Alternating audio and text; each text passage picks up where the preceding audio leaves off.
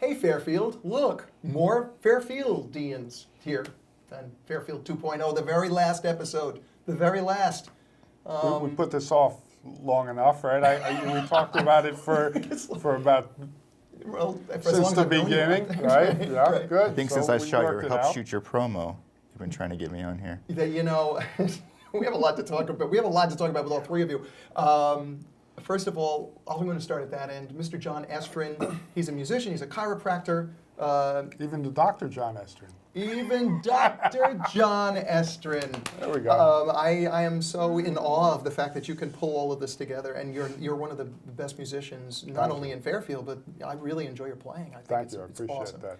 Really do. We have Mr. Kyle Hoff, producer Kyle Hoff, and filmmaker, it's fair to say. I've seen quite a few of your films, or at least as you've been editing them. I think that this is Been like in one of them? Huh? You've been in one of them? Was I in one of them? I can't. One of the bad ones, unfortunately. Thanks a lot. I loved that thing. That was a lot of fun. But we'll talk about that in a second. And Mr. Josh Dalbey. Mr. Josh Dalbey, you're one of the town's most popular people. And I want to know why. I'm going to be asking you that in mere moments. But first, let's start over here with John. John, what brought you to Fairfield? Oh, boy. And is there a New Jersey connection somehow in this? To Fairfield? Not to- Yeah, there's a, yeah, I went from there to here. Okay. The show is going to start at some point. Don't worry. This segment is worry. going to work. It's going to. Let's see. What got me to here? I came here to go to MIU as a student in 1976. I went to school here from 76 to 80. Then I went to chiropractic school in the Twin Cities in Minneapolis, St. Paul. And then I moved back to set up practice here. So But it was more about being the doctor, Jon Estrin. coming back as the doctor, coming here as a student, come back as the doctor. I love how that works. It worked out really well. You treat like half the town? I've treated a lot of, I've had the privilege of treating a lot of people here. It's been great. I mean, it's almost 30 years. It's almost 30 years. I want to ask, it's almost 30 years. That's amazing. Almost 30 years. I want to ask you, what is the most common, now that we have a doctor on the show, another doctor, we had Dr. Derek on the show, so we were calling it, he was our Dr. Phil, but now we have another doctor. Okay. Also Dr. Well, Phil. let's see what answer I make up. All right, here we go. What is the most common thing? What is the most common problem that comes to you, and what is the most common way that people could just fix it like that, but they're doing something wrong, like posture or something like that? Oh, boy. Hard one? It's a hard one. What is the most, well, all right, it's two separate Because things. I see people for all kinds of situations. Structural things, because, chiropractic is traditionally associated with structural problems, back problems, neck problems, that whole thing. So there's that whole avenue. Then there's the avenue of using chiropractic to assist the body's ability to heal itself. So that takes in more than just structural problems. Right. So there's a big range of what I see, and then there's another angle. I work with a system called Body Talk, which is an energy consciousness-based system, which is working with enlivening the body's healing ability, not from a structural standpoint, but more from an awareness and a consciousness. That would take that's the long story. But so I'm using a lot of different modalities in addition to chiropractic. Do you find that it's more, did you come into this thinking, okay, I'm coming into this with chiropractic experience, but did it grow into these other areas? Like, did all of a sudden you realize, hey, I kind of have to get consciousness into this mix. I kind of have to get these. No, it actually went the other way. Really? Okay. Yeah, because getting my degree at MIU, was now MUM, right. The association was consciousness as the primary field anyway, right. the primary so operating, so you build from there. Yeah. So I went to chiropractic school because I had looked into a lot of different avenues in terms of healing arts, and I considered medicine, I considered acupuncture, I considered a lot of different things. And at that time, chiropractic was clearly the licensing structure, the training structure, which had the broadest foundation from a natural standpoint, plus the best licensing. Mm-hmm. So I kind of went into chiropractic as a way to approach. Interesting. Yeah, and in the end, which it's kind of been a funny course, because in the end I ended up doing a lot more chiropractic than I ever really thought structural type of chiropractic, traditional chiropractic, because Fairfield's a kind of an unusual community, which means that you've got every kind of healthcare modality coming through here, whether they're people that live here and practice or people coming through and presenting something and giving people all these options. Yeah.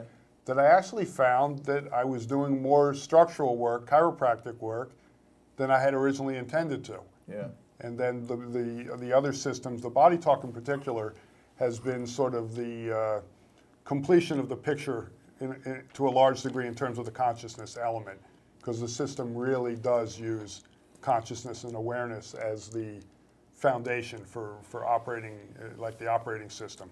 All right, I was kind of serious before about what is one of the most common things that people come to you for that, that is like it's like, okay, if people just sat up better at the table or something like that, is there something real common that we Well, just if need our people, quick advice? just simple, I can't give it, other than saying being more conscious In a and aware generic- in in a a generic general, way, sure. people's workspaces, their There you go, that's what I'm really if they're at a computer, Yeah. the heights and structures and the layout of the ergonomics of their work conditions, from a structural standpoint anyway, because you can go into, what are people doing to take care of their bodies, Right. diet, Right, exercise, right. all those things. Right. But the ergonomics, being conscious from a structural standpoint, being conscious of what you're doing, how you're sitting, and especially people, computers all day, and Yeah. where their body's located and how Yeah. their body's holding tension. And I notice, I guess the most common place for stress and tension is right in here, right? Yeah, it's either going to be you're going to get it here, or people are going to get it Lower in back. the lower back. Yeah, from a structural standpoint. You have to be kind of like, in order to do this, you have to keep yourself in shape, don't you? Reasonably so. Yeah. What are your fun things that you do to Play the guitar. You play the guitar. Which brings us to your guitar playing. Yeah. I've seen you on that stage, I don't know how many times, probably almost more than, in some, I think I might have seen you more than, I hate to say this, but More than the once. Hurlins, huh? More than once. More than once, that's right. But, excuse me, you know so much, your taste in music and your knowledge of music is so large. How do you contain all that in one body is kind of my question. No. What do you do as far as for your own enjoyment with music? Well, it's funny because if given a choice, listening to music or playing, I'd much rather be playing. So I don't, I keep my ears open and I go to, we're so lucky with Paradiso and some of the things where we get to see so many people, great people here in town. So I see a lot of people locally. I keep my eyes, ears, extensions out to see who's playing in the area. So I keep myself hearing music, live music, as much as I can. Yeah. For the inspiration and just the connection. Well, whenever I was at the Englert or whenever I was going off campus, you were there. You are in the audience. A lot of the time. You are an amazing music lover. What are you listening to lately? Other than me, right? Other than No, myself other than playing. yourself. I'm trying to think. New stuff. New or old? New or old. Dylan. Well, what's in my car, right? That's a okay, start. yeah, there's what's in your car. I got, the Dead did a box set. They're Europe 72. They released the entire tour of Europe 72, which was a great album when it came out in 72. It was a three, what did they call them back then? LPs, Yeah. three What did they call vinyls them? Their back things, yeah, then, yeah. right? 3 vinyl. The Europe 72 was a great album, and they went and there's 73 CDs. It's an entire tour, and they remastered it. They actually the people that did the mastering for George and Tom for Skunk River. Right. So this guy's incredible with mastering, mixing and mastering. They redid the whole tour and released the whole thing as a box set. So I've been really kind of diving back into that, which has got some great music on it. When is the next Bamboo reunion? Bamboo, we're definitely playing Iowa City Friday Night Concert Series, July 12th. We're looking to hopefully play here the next night, July 13th. And we're exploring whether we can get everybody here to do the Fairfest in the end of June. So hopefully we'll pull that off also. Nice. Well, good luck with that. I'm kind of going to be gone, but You think you're going to be gone? Oh no! Wait a minute. You'll get pulled back. Is Greg Wadsworth going to be there as well? I'm trying to. That's part of it. Getting in touch with Greg and seeing if Greg's going to come in for the gig. And Bamboo's an adventure because now we've got people in California, we've got people in New York, we've got people in Chicago. All over the place. We've got them all over the place now. Is Greg in town right now, or is he in I think California? he's in California, I think. You got to get him. Well, it's in the works. This guy is a burgeoning artist, and you know what? Do you give lessons? No, I don't. And he doesn't give I lessons. do not give lessons. But Keeps my life simple. it's just one of those things. It's almost like it's the mentoring and the passing on of the torch and all that type of stuff that when we get to be like our age, it's sort of like, is that what we're supposed to be doing? I guess, you know. I find a lot of enjoyment in that, but you are too busy, so I'm not even whatever. You're an amazing man. I'm so happy to have met you here. On this set today for the first time. For the first time. Nice to meet you. And the fact that you're a Jersey boy. That was just, I don't want to, because we got, we're going to get to Josh. I Right? was just in Jersey a week and a half ago, part of a reunion, of a school reunion. But the big fun for me, I actually got to play in the club in Asbury Park last weekend, which to me, I left the area before I reached the point where I could really make the jump into playing from parties and friends into playing in clubs out there. So after the reunion, part of it was some friends of mine are still playing out there, and they set up a gig in a club in Asbury and had a few of us that I hadn't played with these people in 40 years. Yeah. And got to play, had an unbelievably good time. That was a real pleasure. I've noticed that I've navigated, sometimes with my interviews, I've navigated around Bruce Springsteen a lot. Like I'll be begging his camp, come on, give me an interview, come on, give me an interview, and I'll get really close and then it won't happen. But today I got really close, the closest I think I've ever been because I interviewed, as we said off camera, I interviewed Southside Johnny. Yeah. And Southside Johnny, he was really an amazing, he had all these great stories about Bruce and his own run, and people just kind of take that for granted, but he's an amazing entertainer.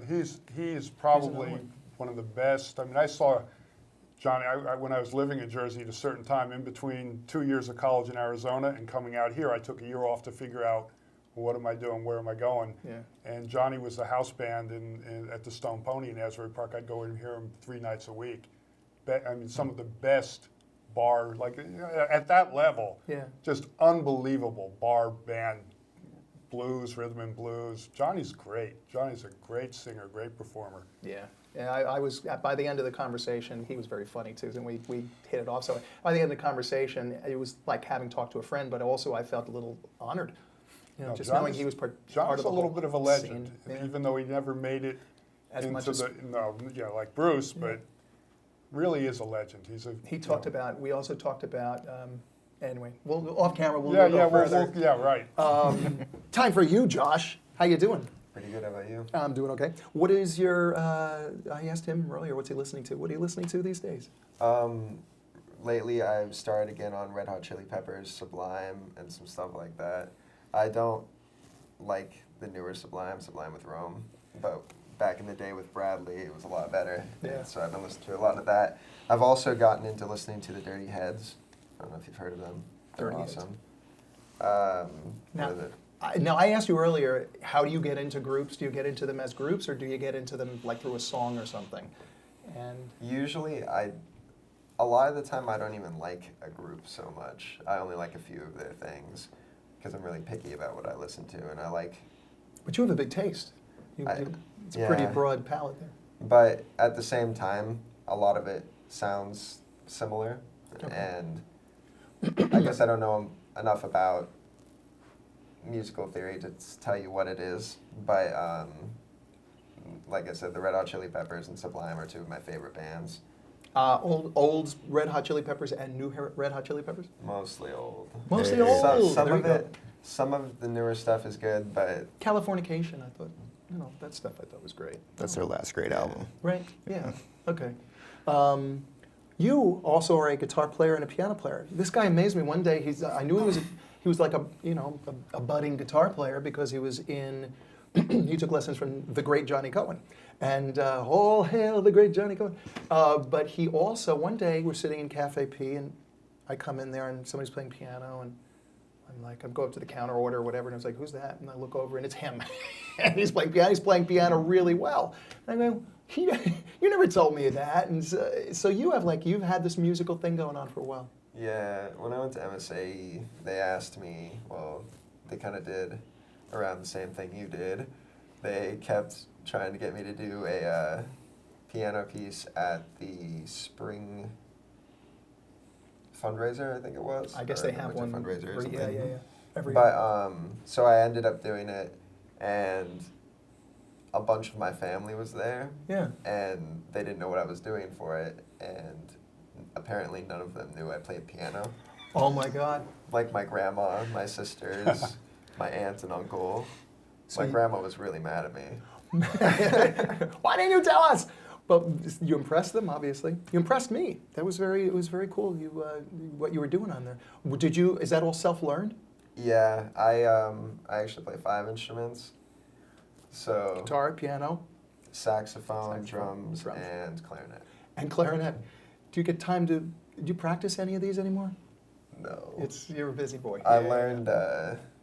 I started with drums in 5th grade, and I moved up for a while. I think in my freshman year, I decided to switch over to clarinet. It was mostly, like, I like to tell myself that it was because I was interested in clarinet, but I just wanted to sit next to this girl. There you go. It's always about the girl. It was pointless because she was first seat and I was last seat. It was based on how well you were playing, and I didn't know how to play because I had never played before. So it was pointless. But at the same time, I learned. But you did your peaks. It was sort of like Yeah. I learned to read music and play music from that. Great. And then I switched over to saxophone because it's really similar to clarinet. It was really easy to learn. But once I figured out how to read music and everything, I figured out how the piano worked, the keys, and I just kind of transitioned all the notes to that and started learning. See, that's different. Do you know of the story that works backwards like that? I mean, usually it's foundation Usually in piano theory and and then- piano, and yeah. then you move on to a wind instrument or whatever. Yeah, I've never heard this before. You could be onto something here, young man. You should be doing promotional videos on this. I don't know. Are you? What's your instrument that you really are most fond of right now? That you can't- like to play? I can't choose between piano and guitar. Okay, still, that's fine. So good. I have a lot of fun. I think guitar is really fun to play with other people and to accompany other people and to play and sing and everything. And it's portable. Piano, I have a lot of fun playing it. You can do a lot of complex things on it, and I just love piano music. I love classical music. Yeah. So. Do you have an? I don't want to put you on the spot by asking about what your favorite composers or anything, but are there favorite pieces that you like to play? Or composers, however you want to look at that. Honestly, I don't really know that much. I don't know how to play very much of anything classical. The only thing I really know how to play is Fairfield 2.0, Beethoven, All right.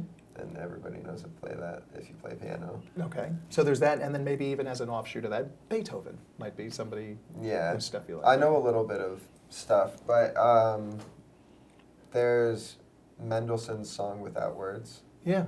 and that's really nice. I like that a lot. I wanted to learn how to play that, but I haven't gotten to it yet because it's really, really hard to do.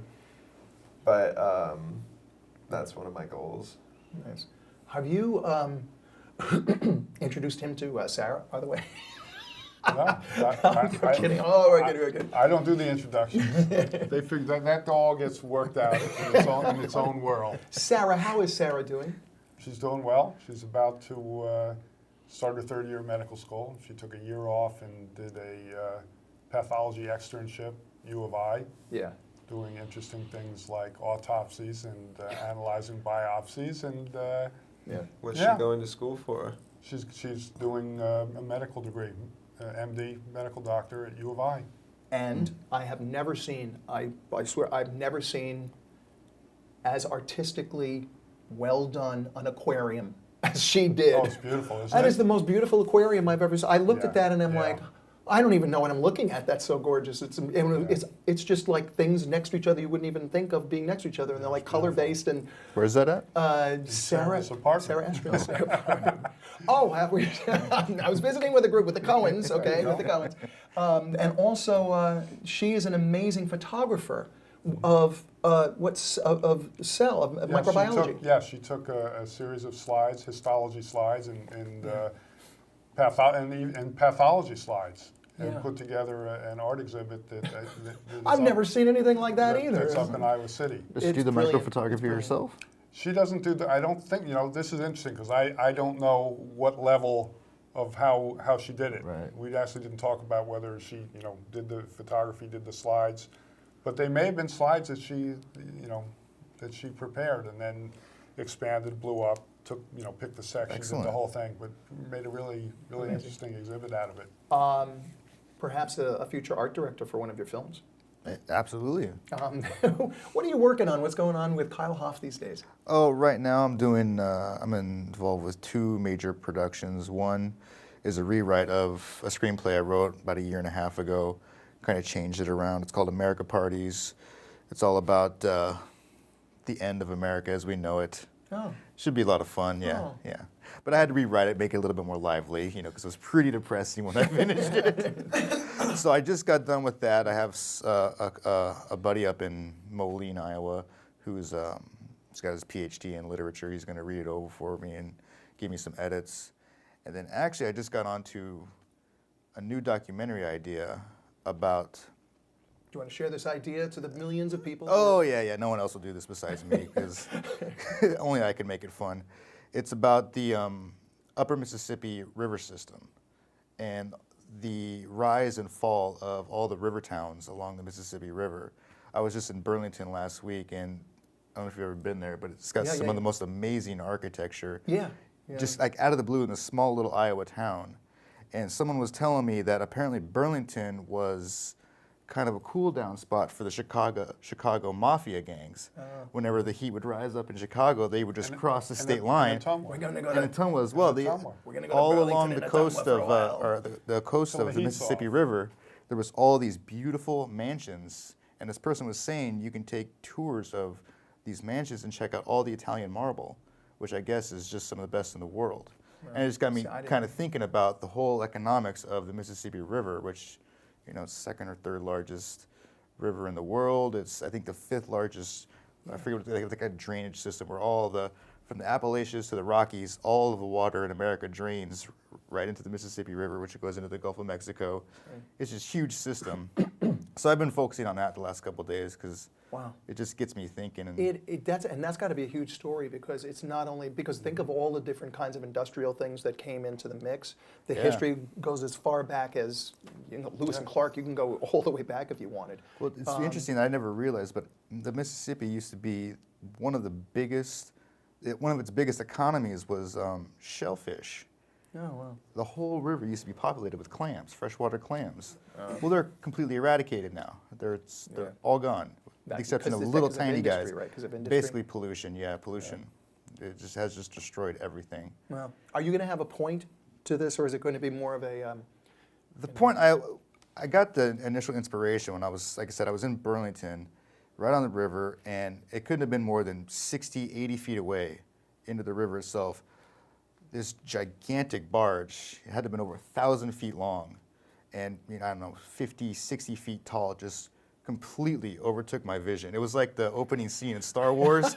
I was just like, it was massive, and I could feel the base just shake the entire building I was in, and I was kind of awe-inspired. And so the point of it won't be like one of those gotcha kind of documentaries. It'd be more kind of inspirational, and there's actually most of the world is fed by the Midwest grain that we produce every year. They have these gigantic grain silos that stick out over the Mississippi, and they fill up by like hundreds and hundreds of thousands of metric tons every day. So it's going to be, in addition to the documentary, it's also going to be like an exploration of virtually everything that's also things that are associated. Yeah, like I said, the river towns, the barge system itself. There's one company that does the majority of the upper Mississippi. You know, maybe I can get an interview with the CEO, or actually get onto one of the barges. You might have a whole series. That's what I'm saying. Yeah, I mean, this is like the Ken bridges. Burns There's- type of it thing, could, right? it could Yeah, lead it really to so could. many things. Yeah. Because it's such an intricate system that. Could be I your mean- life's work. Right. Hey. Kyle Hoff, the Mississippi. The Mississippi. Nice. I actually met. Well, I didn't meet him yet. He used to work. He's the editor at the Ledger like 20 years ago. His name is Dan Gerbert, or something like that. Or no, Dean Gerbert. He moved to Nauvoo, Illinois, several years ago, and he's like one of the main guys who he knows all of the ship captains. He's wrote 4 books on the river systems and the Coast Guard of the river systems. And the interesting little twist of fate is I used to live in Nauvoo, Illinois, Oh, wow. and he moved to Nauvoo when I moved over here. Like literally, like if I know where his To replace each other with the yeah, population so it's going numbers. to be interesting talking to this guy. Nice. Congratulations. That's really cool. And of course, you're going to need music. Exactly, Yeah, no, yeah, exactly, yeah. because it's going to be a All shoestring like- budget, all so like you guys Delta won't get Blues. paid. That's good news, because I don't get paid for playing music anyway. So I'm Right, really exactly. used- I'm really Fairfield, used to- you got to get better at this. I'm really used Yeah. to that. Pay your musicians. Pay your musicians. Suddenly, the host got At cranky. least the That's your final chiropractors statement to get Fairfield. Pay your artists. Pay your artists. I'm actually going to have a real final statement. So everybody should stay to the end of this very, very long show where we have half the town on the It's got program. one of those Avengers things. At the end, it's a Marvel, That's Marvel right. landing after the credits. That's right. That's when right. you kind of go, well, Yeah. maybe I'll move back after a couple of months. Yeah. It'll be my shawarma moment. Yeah. Nice. Oh, see, we could have been talking about all sorts of things. I saw the new Star Trek movie. I loved it. Pretty It's a awesome, real wasn't it? shame that it didn't make the numbers that they wanted. But, you know, It only broke- made $80 million in the week over the weekend. Yeah, it's like I they're mean, complaining because it's 20 million short. Meanwhile, on DVD sales, because everybody's going to be excited about this thing, it'll make more than make up for that. Internationally, it's probably going to do really well. Yeah. They're not. That's that type of stuff. It's like that's the weird story out of this. It's not like that was a really amazing way to bring. Okay, we won't do the spoiler, but to bring that character back into the mix, you know. And also, you know, this has been an amazing run of sci-fi / adventure movies that Oh, we've had. yeah. Batman, Avengers, Star Trek. This is what I've been hoping for since my childhood. This is how I wanted movies to always look and be. Nice. So, And yeah. Iron Man 3. Iron Man 3 Another to me. excellent, fun movie. Wasn't that great? Iron Man 3 to me was the best one. Iron Man 1, okay, it sets it up. Robert Downey Jr., you can't get enough of that character. The Yeah. Tony Stark character is amazing, but this movie is like, it was a touching movie in addition to being, it was about about Iron Man. Being an Iron Man as opposed to the Iron Man behind the iron, you know? You know Really who well wrote done. and directed that?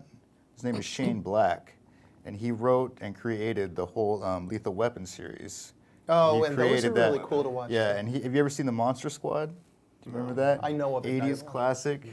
It's if you were born and raised Oh, in the 80s, it was yeah. the quintessential movie. It was like the Goonies, but way Yes. better. Joseph Mayfield and Joey Del Rey and the Rabelais and all those guys were watching it one night. I Oh, caught there you about go. 10 minutes of it. Yeah. And he also did. He kind of helped restart Robert Downey Jr.'s career with this movie called Kiss Kiss Bang Bang. Yeah. Which everybody has to see. Yeah. It's hysterically funny Really and funny. really poignant. Yeah. So All right, he's well- a favorite writer-director of mine. We had to slip this in there. This is the last show we had to have the sci-fi comic book stuff in here somehow. Well, I'm waiting for Doctor Strange. There you go. They're Well, working on it. yeah. They are working on it. Yeah, Man of Steel. Looks Now, good. Man of Steel does look good, except you know they have like a every coming attraction, every trailer that I'm getting into it, and I'm watching it, and all of a sudden there's this one thing which makes me angry, and I'll see there's like Lois Lane sitting there with blonde hair. It's like, what are you doing? That's not Lois Lane. Well, Cut that out. You know the Jimmy Olsen thing in this one, right? Jimmy's a girl. Well, it's his sister is the character. There is no Jimmy, evidently. What? It's Jimmy's. It's like Janie Olsen. What? Hopefully, at least she'll, It is personally. It'll be good. It'll hopefully be she'll good. at least have red hair. We'll see, right? How could they do this? What is it? Alternate universe Superman, obviously. They want to leave the why crypt. not? Christopher They had, Reeve, they had to Legend adapt it a alone. little bit. Superman's pretty old. You know, Yeah, and so then let's that, get rid of, let's make one male character a Turn him into female. a female. Well, that's a big change. That'll really keep people. We're getting in that I'm transgender really acceptance, right? Come on. a Superman movie come out. No, we won't do that. But you know what's funny is what was the Superman Returns or whatever the heck that was? The really god awful, I don't know why all the hate around that movie. I love that one. It was amazing. They cut out. I tell you where they killed it for me is that they hyped up. Oh, you're going to see New Krypton. New Krypton. Oh, the scenes. Oh, it opens up like the most beautiful movie you've ever seen. And then they cut the whole New Krypton scene. Because somebody at the studio didn't think it flowed or ran, to time well or something. It's like you ruined it. And then they didn't even put it as an extra on the, Right, on the DVD. those are DVD extras that they should at And least they didn't even put it in give the. you. It's like the heck with that. And then I love the sun part. I love the fact that there was a spoiler right there. But I'm willing to, at this point, I just want to see a good Superman movie. And maybe this will be it, because it does come from the Batman people, and I liked the last Dark Knight a lot. I thought that was great, Yeah. right? Oh yeah. Batman tops for me. Yeah. I like Batman more. Batman and Iron Man. I don't know. It's tough. They're Yeah. like there. Iron Man 2, so Iron Man's Superman. cool. Depends on what time of day it is. Superman on the comic books got me with the whole New Krypton. Talking about New Krypton, they had a New Krypton run for about a year and a half. Every story was related to Kandor getting enlarged, and nobody knows what we're talking about. I'll just stop there. Sir, I have a gift Stop for your you. diatribe. This is my wish for you for your life, you youngin', and that is to have No problems. no problems. Yeah, man. Thank you. You're very welcome. We don't get any gifts. You don't get it. You're here. I have very cold hot chocolate Cold there. chocolate. Cold. I don't know Like? if I should take it. But I really enjoyed having you guys here. This was the perfect crew to have on for a segment, and I'd like to say we'll do this again sometime. I don't think we will, but you guys have to get back. Like you should come on Fairfield 3.0. Ooh, Fairfield 3.0, a new show which will happen with you guys, maybe you in this room, who are more like Fairfield interviewing Fairfield. Even more, you know each other for years and years. You have many more stories and much more can knowledge of embarrass everybody. people. You can embarrass people much more fun show to watch. But Competitive embarrassment. Competitive embarrassment. but I want to wish everybody well, and thank you for letting me badger. I did badger all of you to get on this show, so thank you for taking me up on that. This has been really great. Thanks we for get being to a say, Fairfield we get to say spokesperson. happy trails to you, right? Yeah, well. A little Quicksilver Quicksilver Happy Trails on the soundtrack, the closing Oh, track. that's right. That's right. We can do that. I'll be back. I'll be back to visit. But I tell you one thing though. This show wouldn't have existed. The show for me has done so much as far as personally for me. In some respects, it saved my life. And I'm really glad I stayed this year. Dick DeAngelis did it. And he was like, "No, you're not going anywhere. You got a show to do. You got business here. You got business to do." You got business to take care of. Yeah, so I was very grateful to stay and get to know all sorts of people in their lives and be involved with everybody. So I'm very grateful to all of you, Fairfield. I don't want to do the I wish you all good luck thing yet. I'm going to do a piece at the end. But thanks again for being on the show. And hang in there. More to come. We'll see you when you run out of money. Cruel. Oh, Back to Lord. fair. Had to put it in there. That's perfect. That's perfect. That's great. Fairfield. Oh, lucky Fairfield. We have with us Chuck Mitchell. Chuck Mitchell, of course, being one of our great, I'm going to call you a folkster. You're a folkster. Okay, that sounds good to me. Singer-songwriter and also appreciator and sort of archivist for great American music, for traditional music too. We're going to get into all of this, but this might be the appropriate music to have in the background as I ask you this question, which is well, tell us a little about yourself.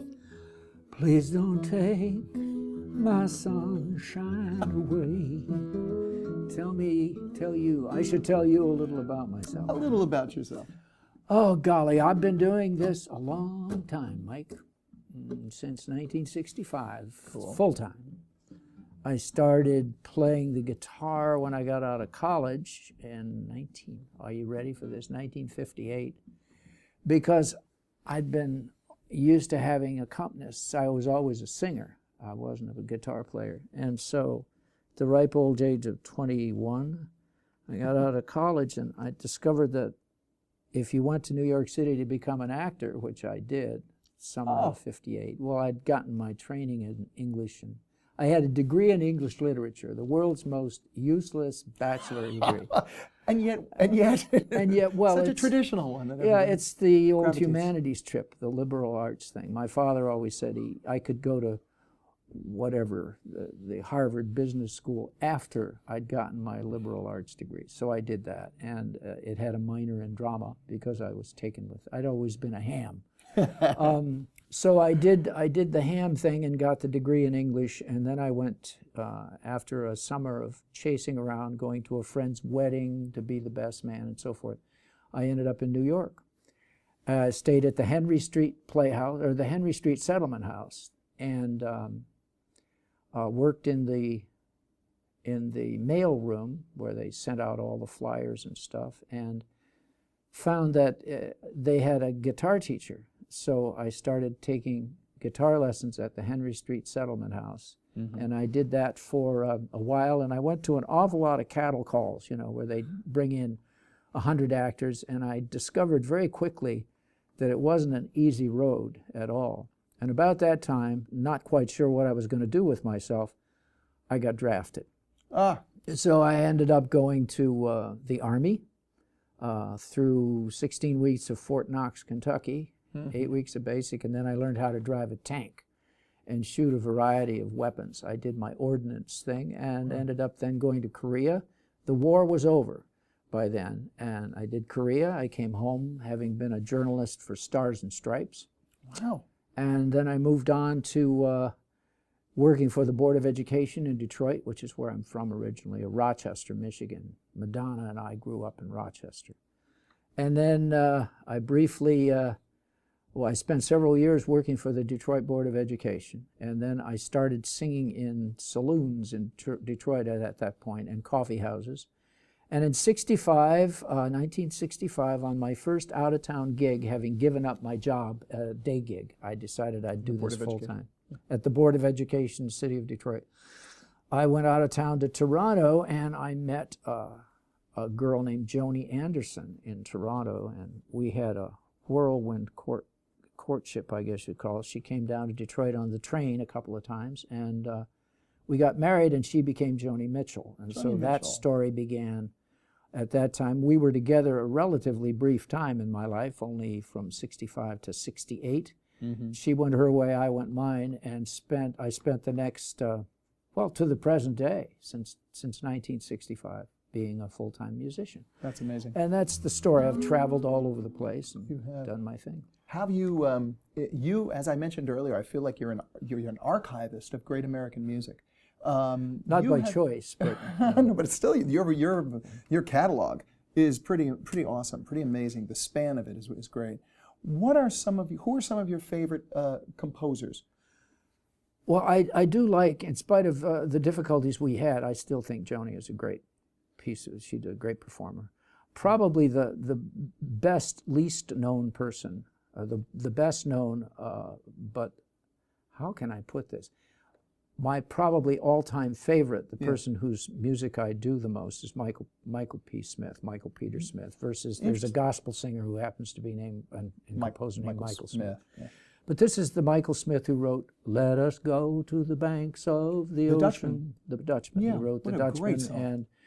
and Spoon River and a number of wonderful songs. Fred's Bank. He's written hundreds of wonderful songs, and so. I met him. One of the places that was on my circuit back in the '60s and '70s was a place called the Flick in Coral Gables, run by a retired shoe store salesman and his wife, Max and Annie Launer, and Michael and I both headlined at that wonderful club, along with a lot of other people. Gabe Kaplan was there, the guy who did Room 222, the comedian. He played there, and Michael Martin Murphy, who is now the cowboy artist, but he did, what's the name of his song? Fire. He had a huge Wildfire. Wildfire, that was his big hit, and he had several others. Yeah. But at any rate, back to your back to your original question, I'm very taken with the work of Paul Simon. Paul Simon. Neil Young is one of my favorites. The people who write disarmingly simple songs, and that list goes on. I mean, I still learn standards, stuff like "I'll be seeing you in all the old familiar places," and I've always sought other people's work, partly because I'm a songwriter. I write my own tunes. In fact, when we do tunes, I'm going to sing my own stuff. And thank you for performing for us in a little bit. But hey, it's fun. It's amazing it's to have you opportunity. here. I've seen you at Cafe P. I don't know how many times, and we've tried to get this appearance together, and the show is ending. But I'm really glad we finally got you on the last episode. Thank you so much. Well, I understand it's not as if it's ending. Phase 2 point something is ending, and then maybe there'll be a 3 and a 4 point. Who knows? I think we're going to jump right to 3.0, and who knows what that's going to be. All right. But I'm really appreciative you're here. And you were mentioning, as you were mentioning songwriters, favorite songwriters, I have to say, for me, my two favorite songwriters are Paul Simon and Joni Mitchell. And I did get to spend some time with Joni. I worked on some projects with her while I was at Universal, a box set of her Geffen material, and also a protest. Oh, so you actually worked with her. You've seen her since I've seen her. I haven't seen her in many, many, many years. But you've spoken over the years? Not very much. Okay. No, it's she's difficult to. She has her own narrative that She has her own narrative. and she's no longer Joni the princess. She's Joan the queen. She's Queen Joan. Yes, Queen Joan. And I'll share with you just so we can sort of bond over this. I had many. We became close. Oh, friends good, too. good. Say hello. I know. Well, but as what usually happens, that isn't where I'm going here. As what usually happens, Joni moves on. Anyway, during the time that we were interacting together, we'll say, there's the box set, and there was this one. You're going to love the story. One time, about 3 a.m, Joni calls. She calls and she goes. They're always on Pacifica Radio. Pacifica Radio was the most left-leaning, thing we had in California. Yeah, I know about them. Roz and Julia and Larman. They were my faves when I lived in California for many years, so I know about the Pacifica and the Larman. So go ahead. What's your story? She calls me at literally 3 a.m, and she goes, "They're always playing." It's like out of nowhere. It's sort of like, "They're always playing Buffy St. Marie's Universal Soldier. Why aren't they playing any of my music?" And I'm like, "Is this Joni?" You're not a communist. Is this Joni? You're not a socialist. So that led into a conversation which was like, "Well, Joni, how about?" Which led into a conversation of, "Well, what are you guys doing with my material?" This was like phase 2 of when I was interacting with her. I want to use that word just to be kind. So what happened after in the second phase, we did a collection called The Beginning of Survival, which was a collection of all of her political stuff and her sort of more environmental stuff. So that ended up on one disc.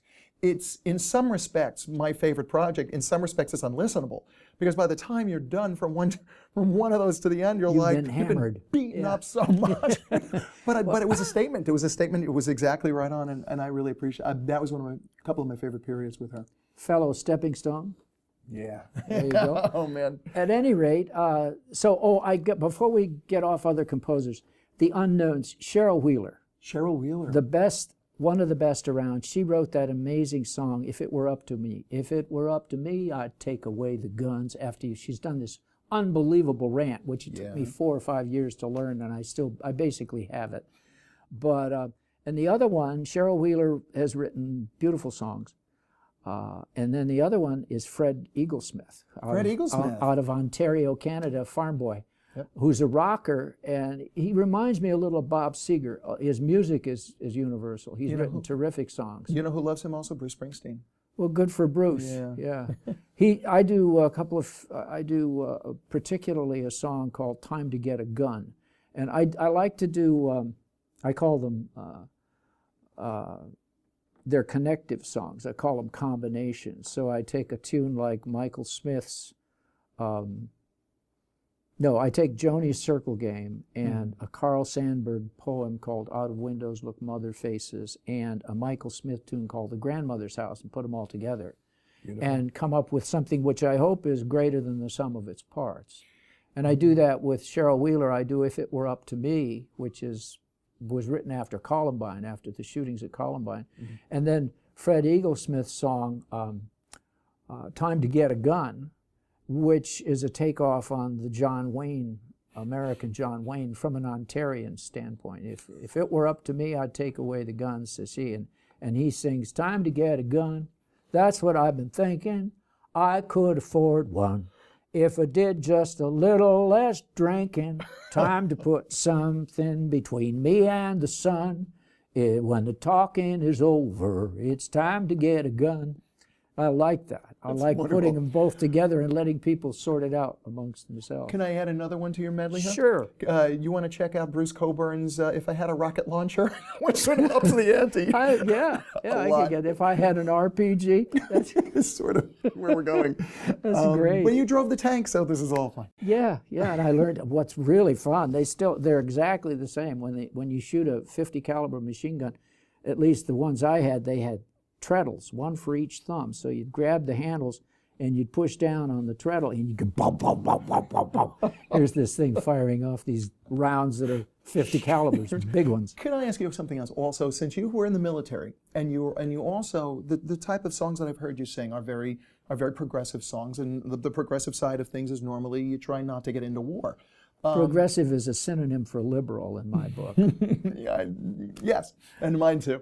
But if you want to, but in looking at it from those two perspectives, you have a knowledge of authority. Where I'm going with this, we have a knowledge of authority from having been in that situation. So your singing these kinds of songs, I think, gives you more. It isn't just somebody singing it from the perspective of, oh, let's all just be peaceful and whatever. You actually were in the military, and you kind of know. From the perspective of, you know, both sides now, you might say. And there's still people out there that will beat the crap out of you if you give them the opportunity. Yeah.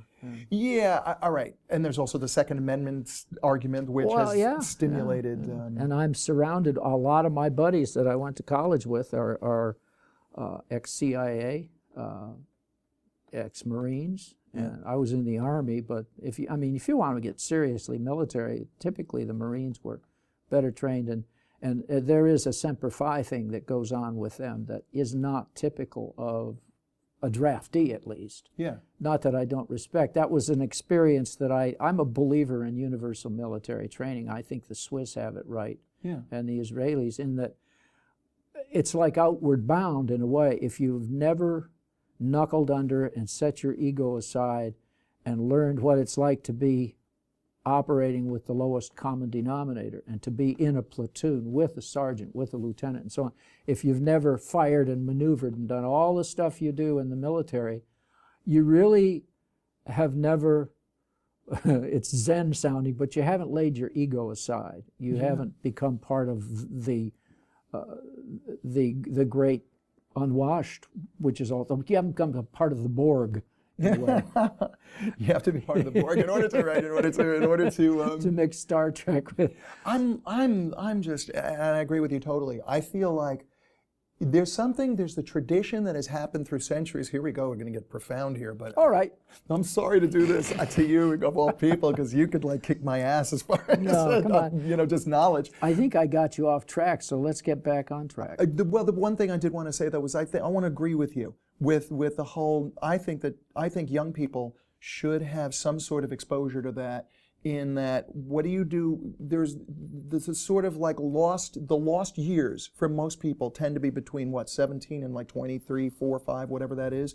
There's something that happens in there. It's great growth, but there's also a sort of nomadness with direction. And it seems like with this, there's some focus on at least some on knowledge and experience of this bigger picture that you're talking about, and I kind of agree with that. Well, it's true. It's controversial, though. And well, it's not controversial in terms of the physiology of growth and how we grow. I mean, our brains are not really fully formed until we get to 25. Some say older. Myelination and all that. I don't know what it's called, but I know that you basically, your thinking mechanism is not mature when you're 18 or 17.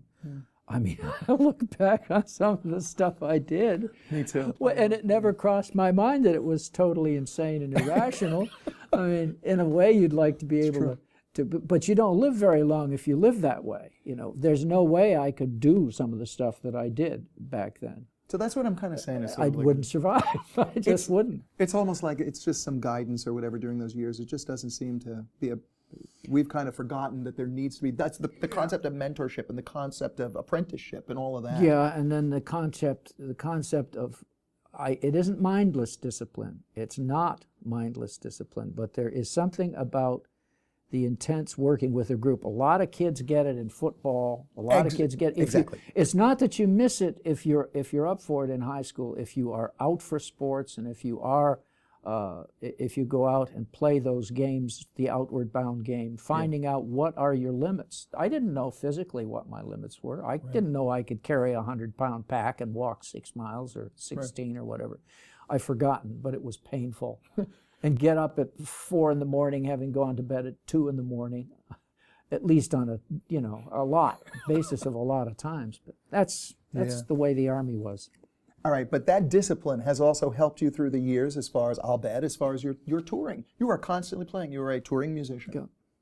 Well, I'm not anymore. I wish I were, but there's just a little problem, and that is the venues have disappeared. I mean, in my heyday, I jokingly refer to it as a 25-year-long paid vacation because I was traveling pretty much constantly. And even when I lived in Los Angeles,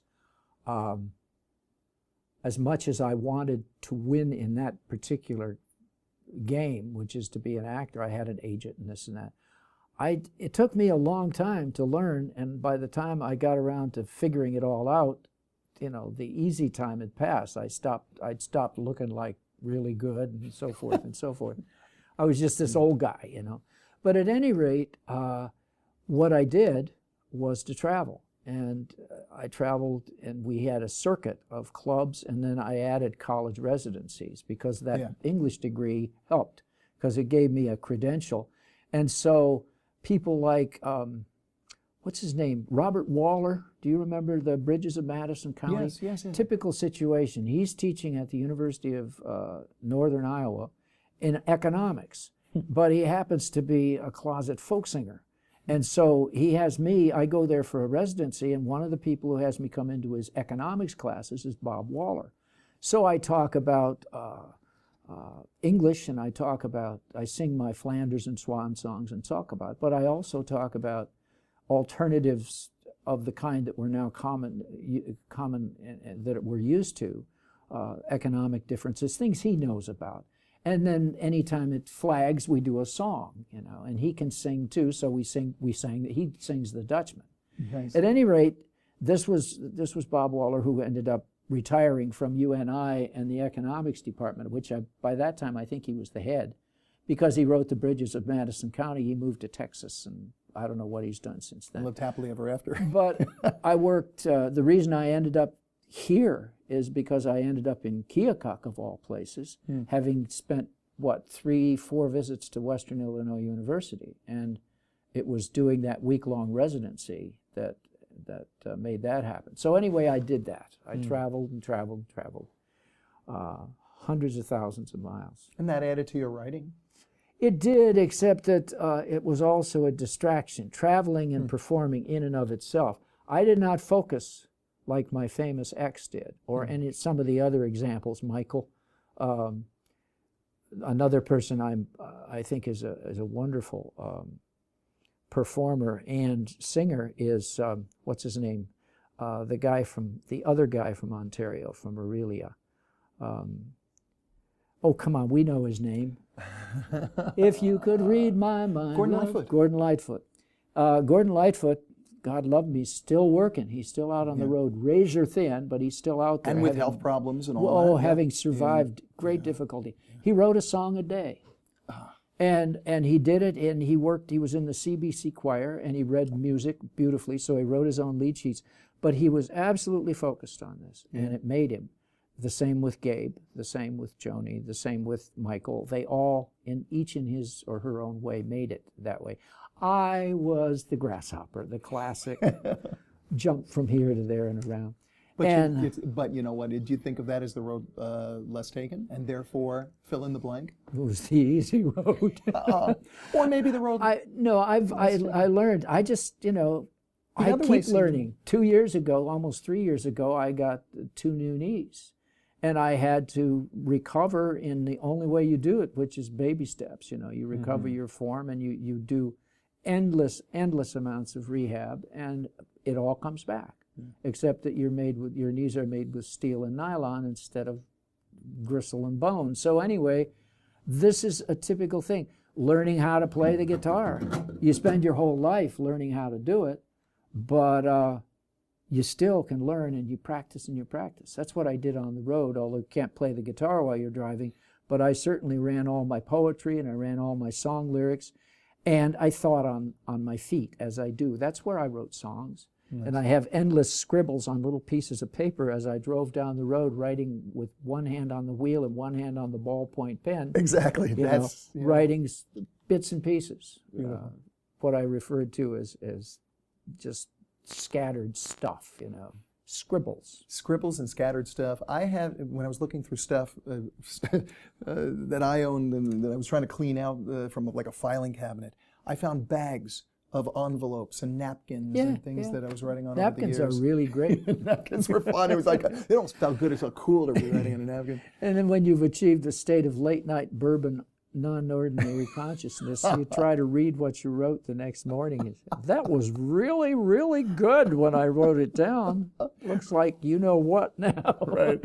Or this the next day and it's like, oh God, that's really bad. What was I doing? Well, yeah, I did that. I had friends who got stoned and wrote, and so I said, well, I'm going to get stoned and wrote, and I'd toke up to death. This was back in the 60s. And I'd play and I'd write and I'd look at it the next day and I'd think, this is crap, And I discovered that, yes, it does make a difference, but what you have to do is it's multi-drafts, and it's play and play and play, and it's do and do and do. And I have no doubt, all you have to do is ask performers and entertainers whether or not this works, and it does for some people, but it doesn't for everybody. And some people, it shuts them down. Yeah.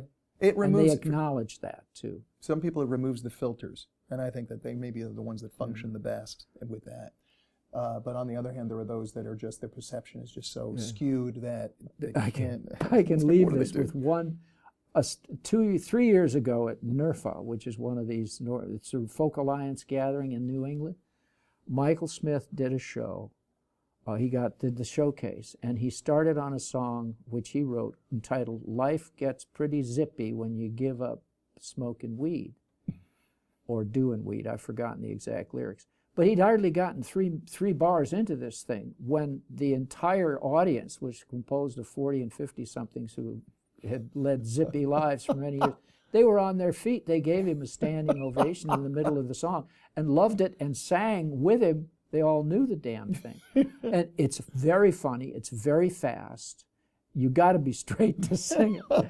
And it's a wonderful song. I highly recommend it. Right, it makes you be straight to sing it too. That's kind of funny too. Well, yeah, and counterpoint. he who knows where he got this experience that allowed him to write this song. That's right. But it's an absolutely wonderful, wonderful song. Chuck, you are an absolutely wonderful, wonderful person. I wish we had a lot more time, but let me shut up for a while, and I would love it if you could play some songs for us. Is that okay? Yeah, I'd love to. Let me see if this thing's still in tune. All right, we're going to be tuning up, and as we're tuning up, It's in tune. All right, we are in tune. Let's just do it. And we are just moments away from hearing Chuck. Let's actually let you be alone on the set. I'm not Okay. going to be your running commentary. All right. But Fairfield, here is Chuck Mitchell. We are honored to have him here, and we'll see you later with another segment. Okay. Thanks a lot, Mike. Thank you so much. This Be is well. wonderful. Thank you. Hello. I'm Chuck Mitchell, and I'm going to sing you some Chuck Mitchell songs.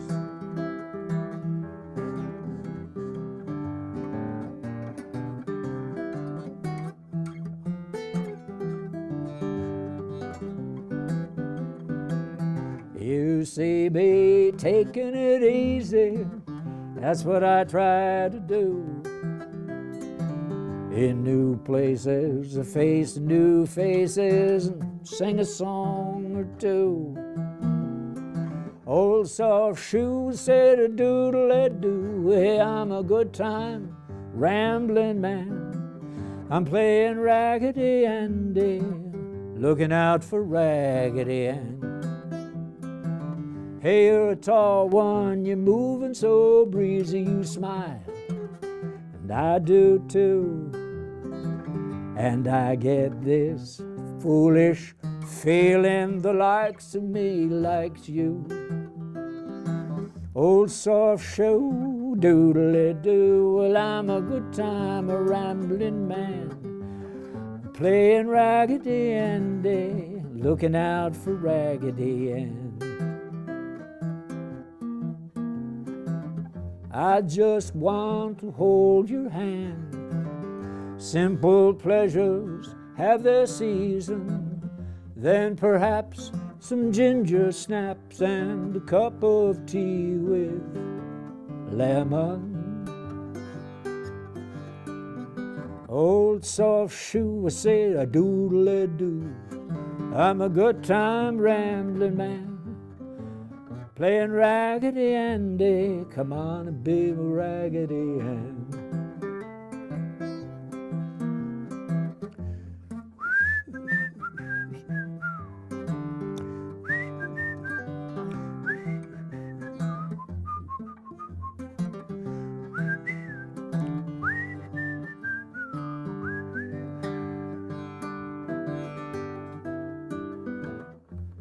Pitter-patter up my stairs, I can see you standing there. Will you wake me up to say, twinkle, twinkle, lovely day? Oh, you're a ginger girl, you're an auburn lady, saucy as a moppet, not too easy to handle. Day bright eyes, laughter rising, not dream soft as the light of a candle. You see me taking it easy, that's what I try to do. But I'm so glad you fancy me, you're happy that I fancy you. Oh, there's the old soft shoe, happy with you, you got a good time, a Raggedy man. I'll be your Raggedy Andy, you be my Raggedy Ann. Hey, I'm your Raggedy Andy, you're my Raggedy Ann. Va va va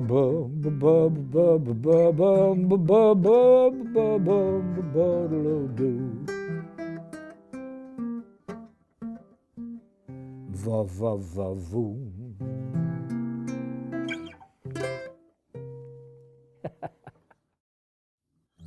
Follow up with the Bing Crosby song, huh?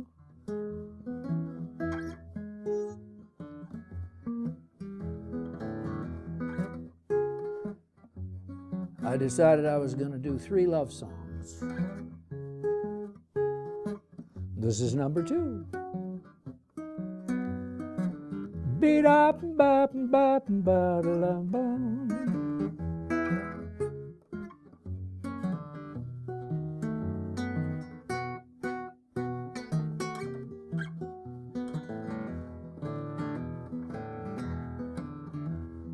If good times were thin dimes, I'd share a whole handful with you. Like 2 kids turned loose on Main Street, Saturday afternoon and nothing to do.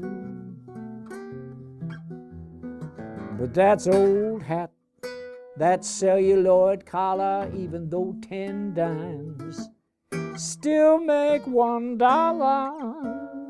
Some people are funny, they like folding money. Maybe my silver jingle's just small change to you.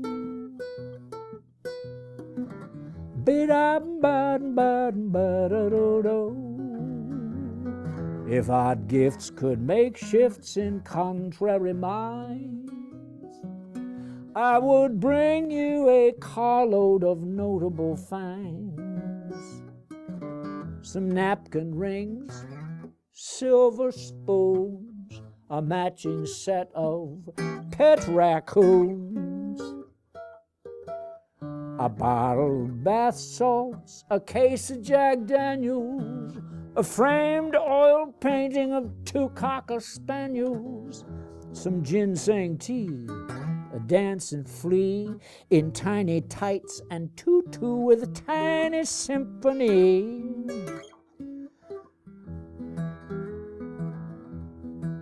Performing Claire de Lune on the cat that played the fiddle for the cow that jumped over the moon.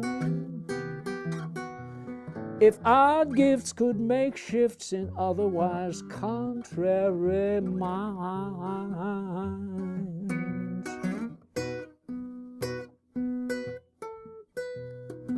If new loves were gray doves with soft-colored feathers, I'd invite you to my place, babe. We could fly there together.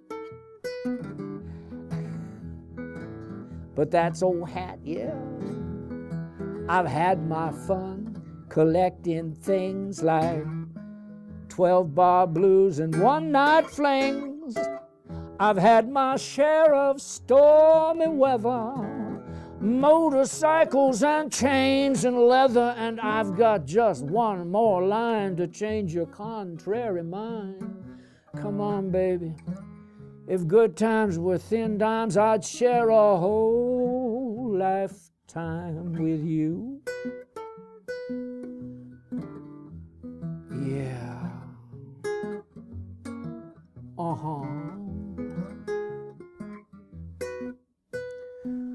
I know it sounds incredible. If odd gifts could make shifts in contrary minds. If new loves were gray doves with soft-colored feathers.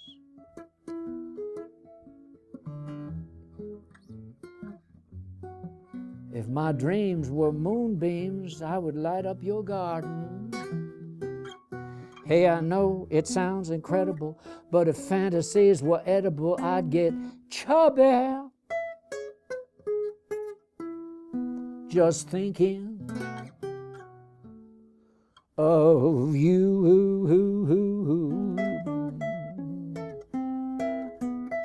Yes, indeed.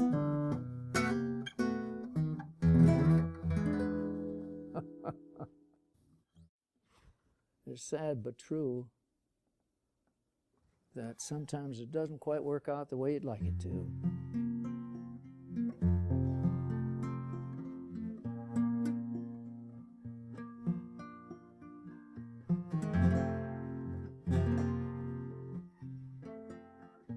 Sometimes.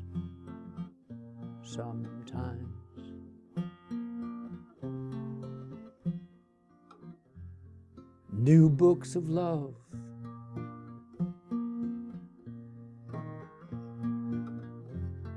old books of love, those books of love.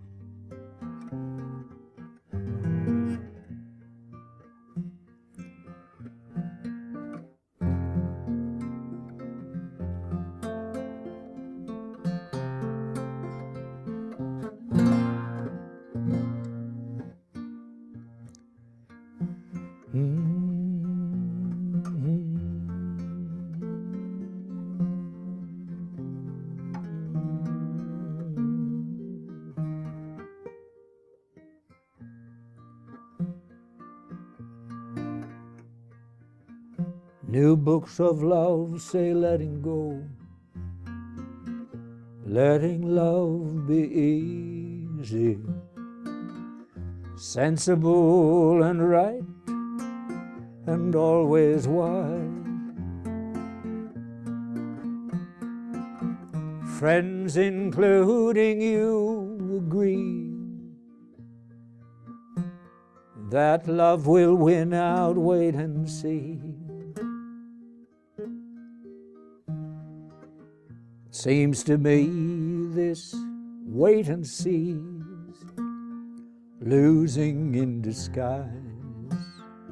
And old books still tell their stories of lovers star-crossed, lost in time. Stories that re-echo in my mind. Once upon a night, by firelight, in your eyes dancing, I was reading through a life of you and loving every line. And my heart is full of things I want to tell you, all about the way it was before. Problem is that if you don't remember of your own accord, I wonder if it matters anymore.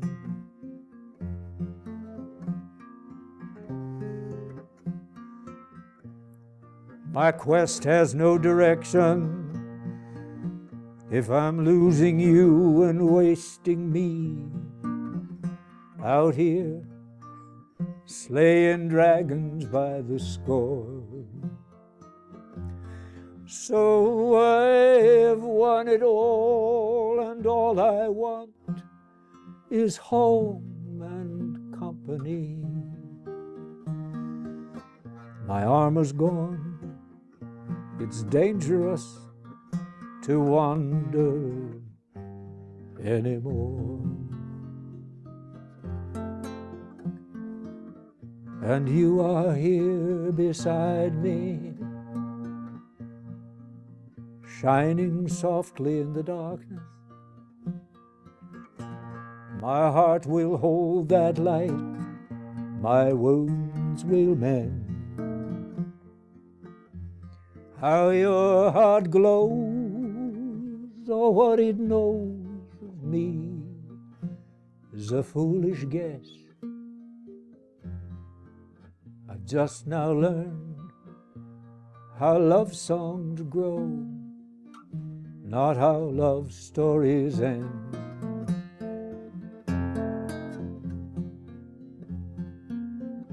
And my heart is full of stories I would tell you,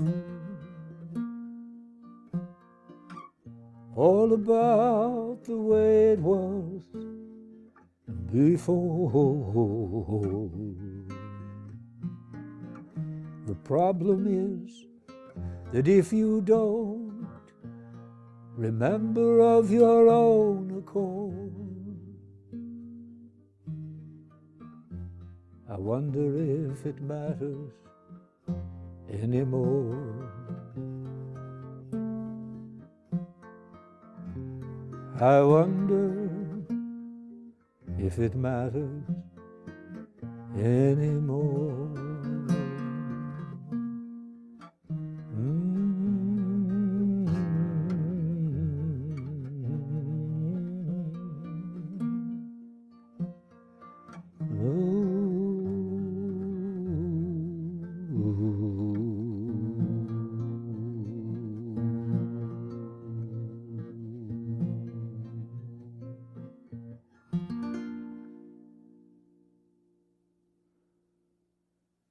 That's it. Thank you. Have a good night. You know, short of interviewing the mayor, or maybe in addition to interviewing the mayor, we have the mayor of FMC over here, Mr. Dick DeAngelis, and I'm really thrilled to finally get him on the show. Of course, it's the last episode, but better late than never, Well, sir. I really appreciate your being here. It's great to be with you. And let me first just start by saying thank you for all these shows that you've put together and for all the contributions you've made to Fairfield. We wish you the best in your undertakings, and we hope at some point real soon you have such great success that you decide to come back home and be with us again. But it's really been a great run having you here. Thanks. Thank you. And you were no small part of that, sir. We won't go into details, but thank you very much for bringing me to my senses, basically, and letting me realize that I had a lot of friends here, and I had a lot of people that I needed to. And you will for a long time. So, Thank you know, your friends don't go away in Fairfield; they're here, and you can always come back home. So They are. Thank you. All right. And speaking of home, let's start here. Let's start the home for Fairfield 2.0 and so many other shows. Now, it used to be called, let's go through the little bit of the history, okay, FPAC. And now we call it Fairfield Media Center. right. Still Channel 9 on Lisco and also Mediacom. Well, there's a lot of great people who had a lot to do with making FBAC happen. I won't go into all their names right now, but they've really been fabulous leaders, and we were able to work with what they had in their vision of a local radio station. But as you know, times change, and the idea of bringing in your videotape cassette and putting it on the local channel kind of changed, and we've changed with it. And with that came a name change, because one of the things we found is that although cable television is still a big part of Fairfield Media Center, and FPAC, Fairfield Public Access Channel, which is now not only on Mediacom but also on Lisco. So you know, it's there are two channels, And the internet, of course. but there's also the internet, which is really a whole nother medium. And we've attempted with our FairfieldMediaCenter.com to fill a gap where there's a lot of people who don't have a television even anymore. They access the internet. Some of them only access it through a mobile device or something. So we wanted to give them a chance to be able to see what's happening on video in Fairfield from many different sources. And I think with the people we've had here, and again with the help of the people who came before us, and with Jason Strong as our leader here and director, we've really been able, and with a strong board of directors, we've been able to make that transition, of course with the big help of the Fairfield City Council. We're now serving the community in many different ways, as well as having a beautiful studio for people to record. So, And what's nice is that, well, this is the last episode of Fairfield 2.0, but one of the interesting things that comes out of this is the next level, Fairfield 3.0, which belongs to the purpose of the show, and I kept saying it, at least in the very beginning, kept saying it over and over, is to introduce Fairfield to Fairfield. Right. But now, you know, I did always feel like a little bit of, you know, I'm new here. Yeah. I think it would be better if a lot of people who are watching this now even would like to come on the set and interview other people or be interviewed for a Fairfield 3.0. Get it even more personal. I think it's a great idea. Yeah. People who come in and maybe they have one interview that they know somebody who's really made a contribution to Fairfield. Maybe in a way, maybe an interesting person who lives in Fairfield, has an internet business, and nobody even knows what they do. And they maybe want to introduce people to that concept. Great idea. Fabulous. Speaking of businesses, nice seg here. I absolutely wanted to talk about something you're working on right now. Yeah, it's kind of dear to my heart. Can you go into that? Just I don't Yes. want to do it any damage. It's called Absolutely, and we create mobile applications, mobile apps for mobile devices, and we do it for small businesses and organizations. We've developed apps for musicians and even musicians. Yeah, wonderful apps actually. And for the city of Fairfield, we have Fairfield, Iowa app, which is sponsored by the CVB and Convention and Visitors Bureau. And that Terry Baker is doing a fabulous job with that app, because she actually populates it with all the events and so on. And one of the things we do is create an app for a reasonable price for a small business. That hasn't been available technologically, hasn't been available for companies up until the last 6 months. And we've got the cutting edge technology that allows us to create a very attractive, useful app, which either helps a company get more customers, helps the customers do more business, Yeah. or builds community, Yeah. which is something that's really important for a cafe or a small shop or whatever. It's like you're the amazing Kreskin. I was about to say, what's really cool about the one that I have, which was the first one, I guess that became real popular, was the Cafe Paradiso Yes. app. And I love going on that and using all the different features of it. You could see not only what the food is there, and you can also use it to add up your coffee, so you can get your free Your coffee, loyalty tab, Your loyalty yeah. tab. But also you can look up who the acts are who are going to be playing there. Yeah, and we've information. just added something recently for them where you can actually buy your tickets to that concert. See, there So you you can go on your little device and buy the ticket and not get those beautiful tickets that they do have there, but still, if you forgot to get tickets, or if you're the type of person that doesn't get into town a lot, you're out of town but you want to go to a certain concert, you can do it, and you can get the ticket right online. Use your PayPal account, and it's done. No. I just did that for the last concert I went to. It was great. They knew they had a list of all the people who paid, and I was on the list, fortunately. And, You're always on the. so we have one Like for patron Fairfield saint. Arts. For the Fairfield Parks and Rec, Nice. which we just did.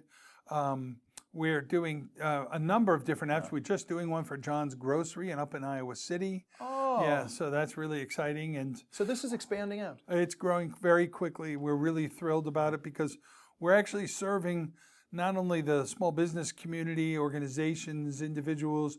We've got a public speaker, a motivational speaker we're doing an app for, a holistic health practitioner.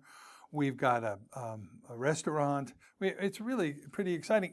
And we're giving them the use of the back end so that they can actually go to a website, log in, and make changes or send push notifications nice. or change events, improve, so they can control their own destiny, which for a small business person like I've been most of my life, I really like to have control of my technologies. And it's hard to do nowadays because if you're on the latest technology, sometimes that means someone else is being paid $90 an hour to keep you up to date. But now what we've done is put it back into their hands in a real easy to use format. And that's fun.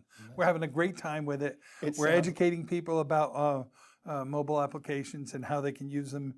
Everyone sees that people are going mobile. That it's gone from the mainframe to the computer to the internet, and now mobile apps. Isn't it it's really amazing how becoming- that's the one that it like is sticking even more than like iTunes? It's Oh, like, yeah. What are the latest apps that I can get? Yeah, Oh, it's so cool. but most businesses don't know they can get an app for their own small business. And what I always say is, we all live, our lives. If you think about it, we all think globally, Facebook, Google, this and that, but we live locally. We go have our coffee at the Cafe Paradiso. We go to the local gym. We work out at the yoga studio or have dinner at the local restaurant. We live our life locally. So why not have apps that actually show us specials that they have? Yeah. A lady just reported, she goes, I am so grateful that they sent a push notification on my new Parks and Rec app that told me that the dog park was closed today, so I didn't have to walk 20 minutes in the wrong direction. And I thought, oh, that's nice. Great simple application of how it can be useful. That's nice. Now, lot of does Sophia have an app yet? No, actually, apps are not as useful for one single event. So we're the event that we're all looking forward to, of course, is All Things Italian. And this All will be Things our Italian. 8th year of the All Things Italian Street Festival. We have more entertainers and musicians this year than we've ever had before. Musicians will be going throughout the square.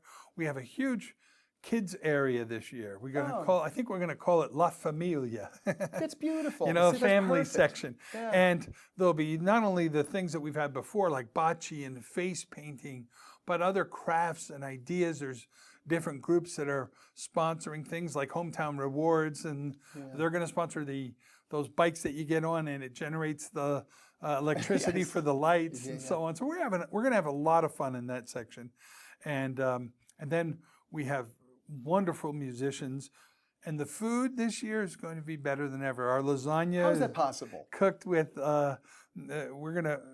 with Hy-Vee's help for their ovens. We're going to actually make lasagna for over 1,000 people. Oh, wow. Using Radiance Dairy ricotta. We actually helped them make that recipe for the ricotta just right. And using that fresh organic milk, it's really fabulous.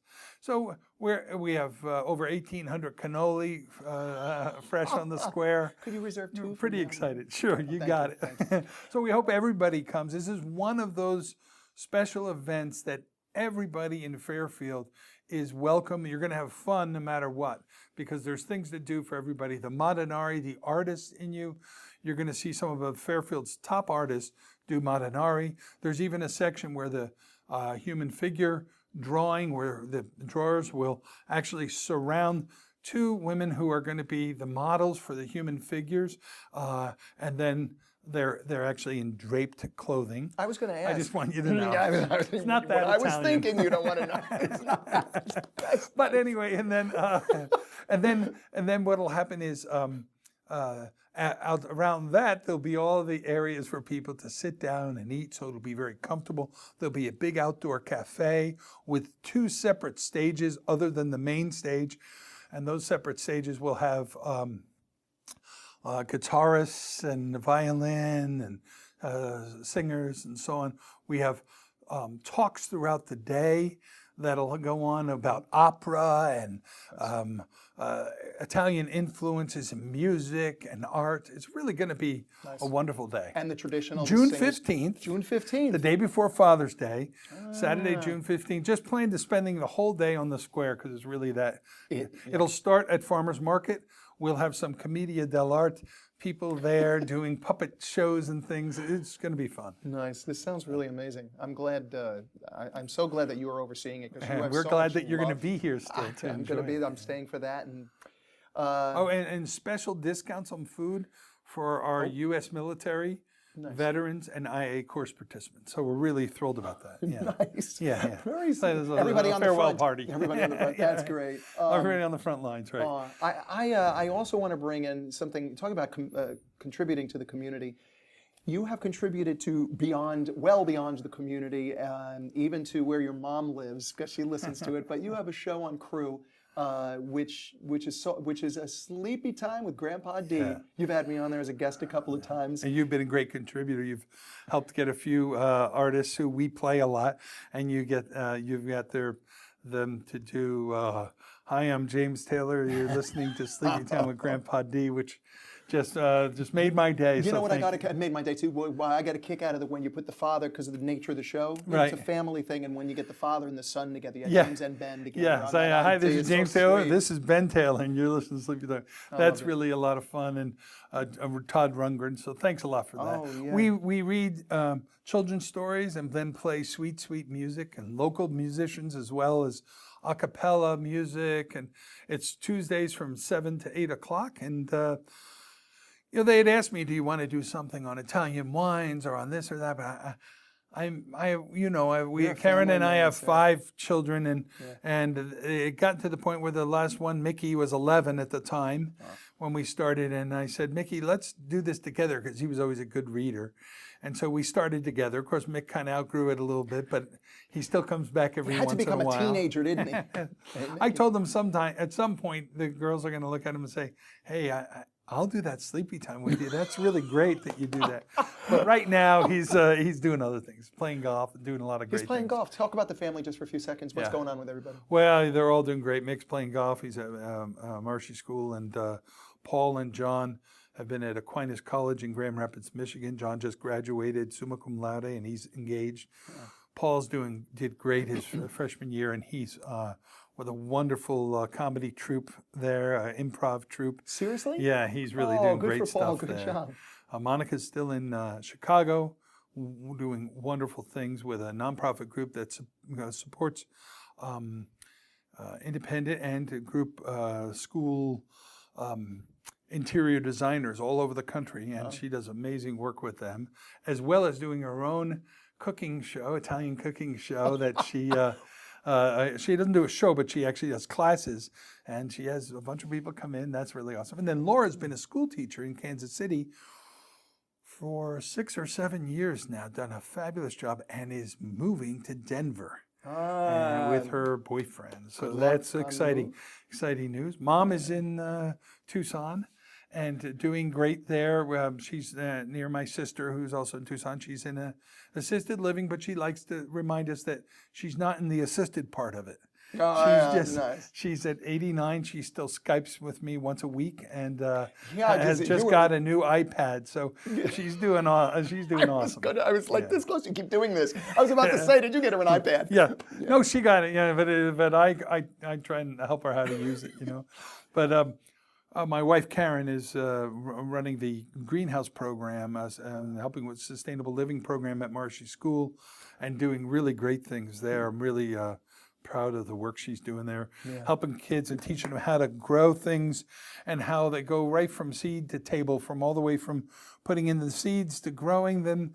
They did this thing with beans where they grew the beans, picked the beans, dried the beans, and then with solar ovens made a bean soup and had it in the wintertime so that they got the whole experience. Wow. And now they've just built a beautiful kitchen there at Marshy School. So they really have, they're really doing some great things at Marshy School. We've had all our kids go there, really it's been a wonderful part of our community. We're really supportive of it, as are all our schools in Fairfield. Are really wonderful, excellent education that you can get in this town. So I had Kevin Osmond on here. We were talking about all the good stuff that's going on in Fairfield High and Fairfield. Oh yeah, it's just fabulous. And I know because I coached Little League for a long time, and I still have kids that I see and they go, "Hey, coach," he goes, "That's the best coach I ever had." And of course, I look around and go, "Who, me?"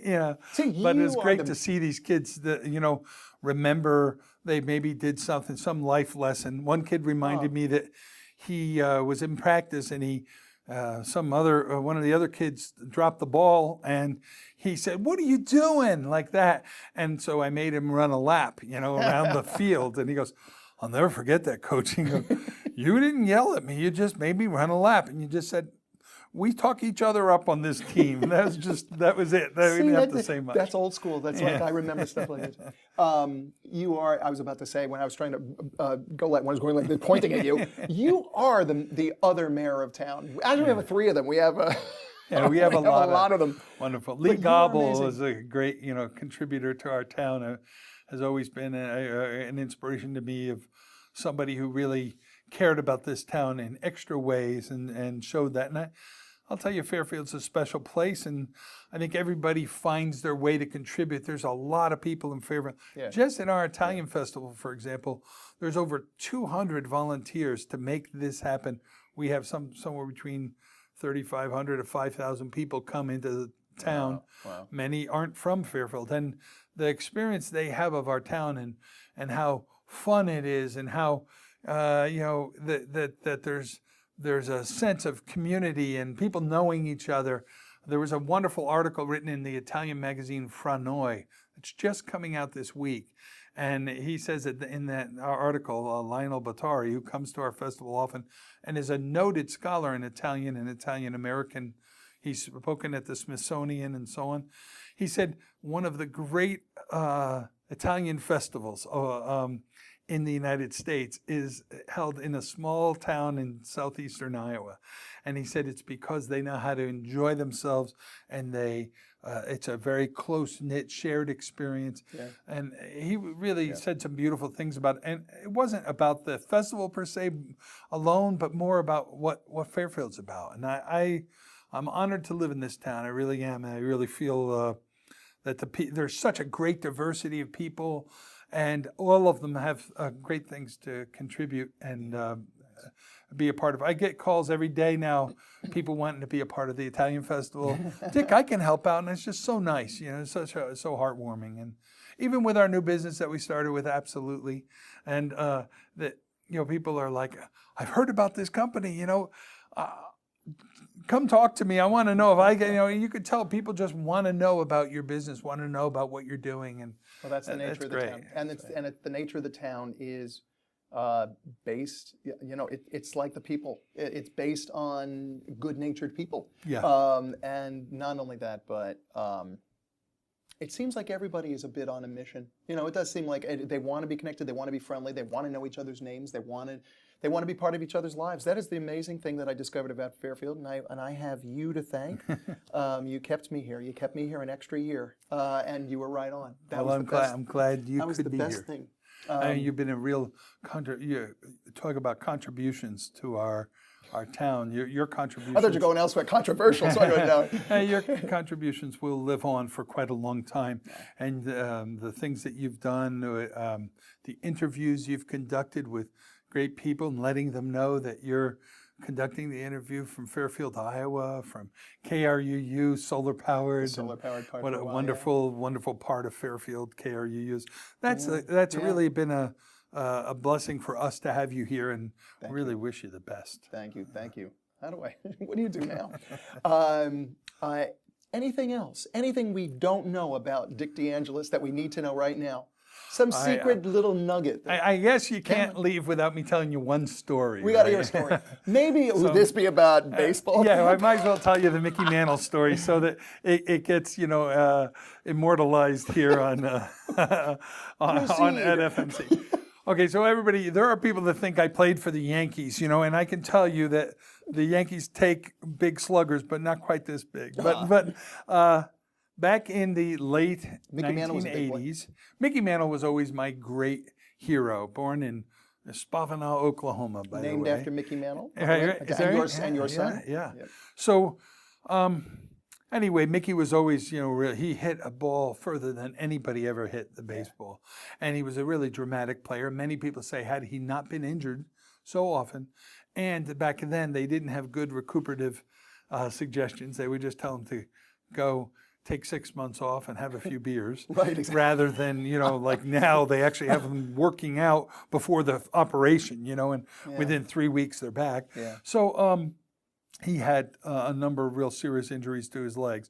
Even so, he still is considered one of the great sluggers of all time, and a Hall of Famer, and somebody who I really respected. Although he had some challenges personally, one of the things that, especially with drinking, one of the things that I enjoyed the most was I was working with a company. I got an opportunity to go to the Mickey Mantle Whitey Ford Fantasy Baseball Camp in Fort Lauderdale, and Fort Lauderdale, where they had their training. And these were all regulation ball fields, so there's what the pros would use, And we got to go with other campers, but these campers, most of them had played minor league ball or something like that, and then had gone on to become doctors and this and that. So I was with some pretty good players, and there was one guy that wasn't the great player. He actually, unfortunately, just passed recently. Marvin Hamlish, the great composer, and he was at the camp. He was there because he was a huge Yankee fan, and he had just been married.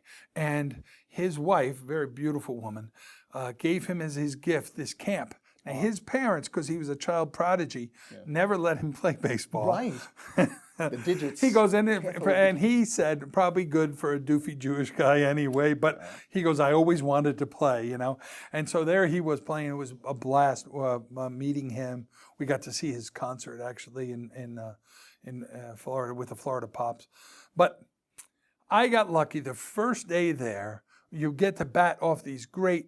So I batted against Ron Guidry and Catfish Hunter and Whitey Ford and some of the really great pitchers. But this guy that I hit this home run off of was just a coach, was one of the coaches. And he had thrown, he'd gotten a lot of our guys out. Our team was down, and I got up, and I had a dream the night before and told my coach at the time, Billy Connors, I had a dream. Actually, it came right after my meditation, and he's looking at me like this son of a gun, He is one sick puppy, That's the way he would tell the story. And he goes, and he couldn't hit the ball out of the infield, because I was pretty big, but I knew I could always hit a ball. Well, I ended up getting up with us down by one near the end of the game, one guy on. And I hit a home run about a little over 400 feet. As good a ball as I've ever hit in my entire life. I mean, you could give me 100 more chances right then. I wouldn't have come close. But I hit that one. He had thrown like a folly floater, a little changeup, and I guess I was so slow. I just smacked it. Nailed it. And as I went around, I ended up, we won the game, and when I went to the cocktail party that night, all the guys in the room stood up, and probably about 80 or 100 people, and that was a big honor. And then the coaches were there, and they all stood up except for Mickey and Whitey. They didn't stand up. And I'm walking in after I'd just come from meditating. I was just like, everybody had already probably had one. I figured, oh, maybe that's why they're all standing. And then all of a sudden, there's Mickey and Whitey, and they stand up and give me a standing ovation. And pretty much, I walk right up, and Mickey goes like this, and he tells me to sit down next to me. He goes, we heard the ball from, we heard the thunder from over in the other field, he said. And so I finally sit down, I said, thank you. And Mick said, now you've had your fantasy already, so if you want to stay the rest of the week, you'll have to pay another $5,000. Fantasy for them. We had a good time. I had a great time, got to know all the coaches, still know a few of them really well, and it was a real thrill for me. That's amazing. Yeah. And I will shake the hand who shook the hand of your namesake. Yeah. This has been really sweet. This wasn't enough time. It was just the last episode where we're cramming in half of the town onto this last special episode. But I am really thrilled that we finally got you here. It took too long to get you here, and I apologize for that. Oh, no, it's my pleasure to come here. And again, thank you for what you've done with Fairfield and Fairfield 1.0, 2.0. It's really been a wonderful thing to meet all the different people in our town. And we, again, invite you to come back once you've been out in the big city for a while and have the successes that we know you'll have. Or disillusioned. No, you'll have great success. I know it. You'll have all our love and support behind you. Yeah. And then when you want to take a break again, come on back. We'd love to have you. And I'd love to come back. Thank you again. Thanks for everything. Our pleasure. I don't really want to move on to the next segment, but let's move on to the next segment. And thank you, Jason, for all your patience for this. Okay, Fairfield, hang in there. We've got much more to come. Here's a song called Birds of a Feather. It was recorded in the 80s. It was a chart record, country chart record. It was recorded by me and my musical partner, Steve Mosto, when we were a group called the Almost Brothers, which was kind of like the Almost Everly Brothers, because we did a lot of two-part harmony. And this was one of our favorite chart records. Well, let's see if it's one of yours. It loses a little bit because it doesn't have the harmony on top, sort of a la Everly's. But let's see if you like it. A song called Birds of a Feather.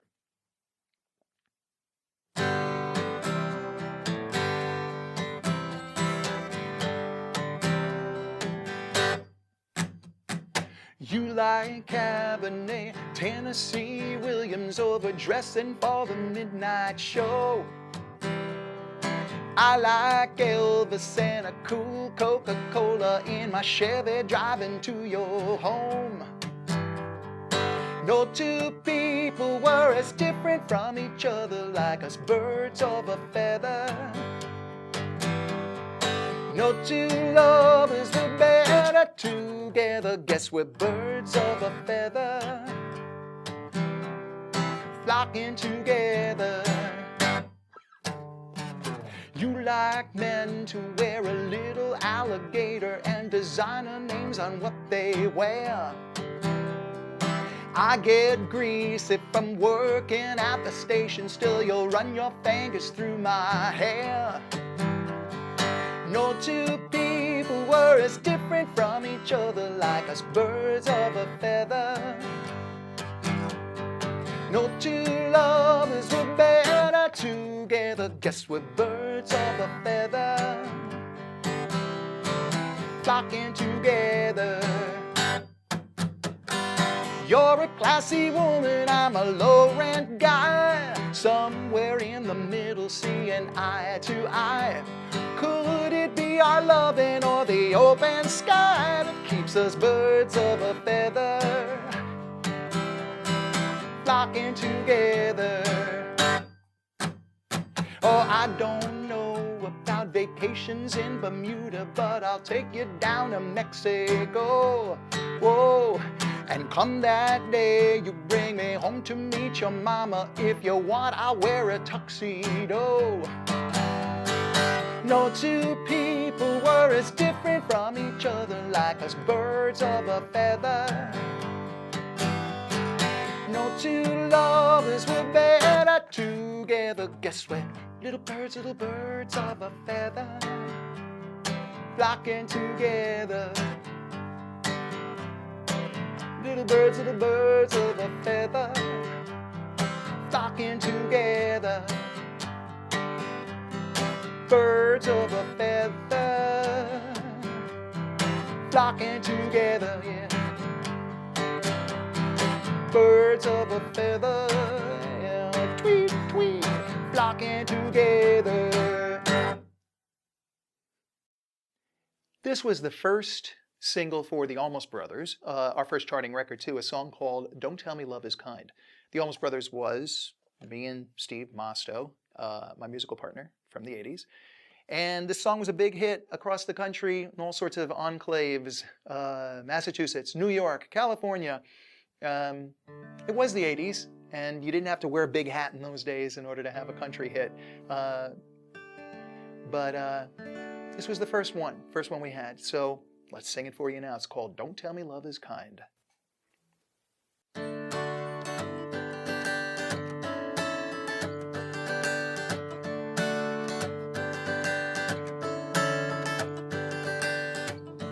Love can bring two hearts together, put a sparkle in your eyes. But sometimes I wish that love knew better than to leave me here to cry. Love says stop all your complaining. Love is gonna come in time. But after endless nights of searching, waiting, don't tell me love is kind. Don't tell me love is kind, it leaves me lonely every time and time. Love might just change my mind, but till that day, don't tell me love is kind.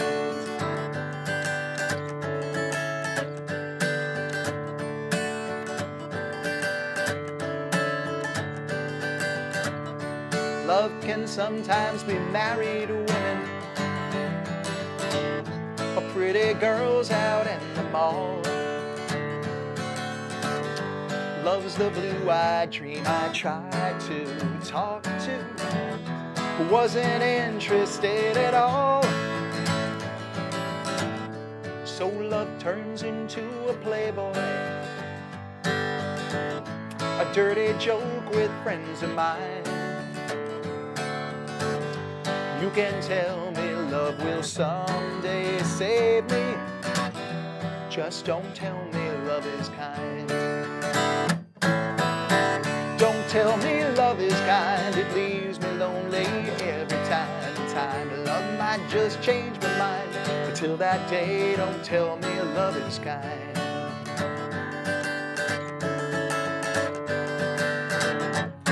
Lovers say that love's the single most important thing in life, but it ain't mine.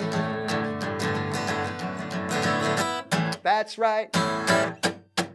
Don't tell me love is kind, it leaves me lonely every time and time. Love might just change my mind, but till that day, don't tell me love is kind. Don't tell me love is kind, it leaves me lonely every time and time. Love might just change my mind, but till that day, don't tell me love is kind.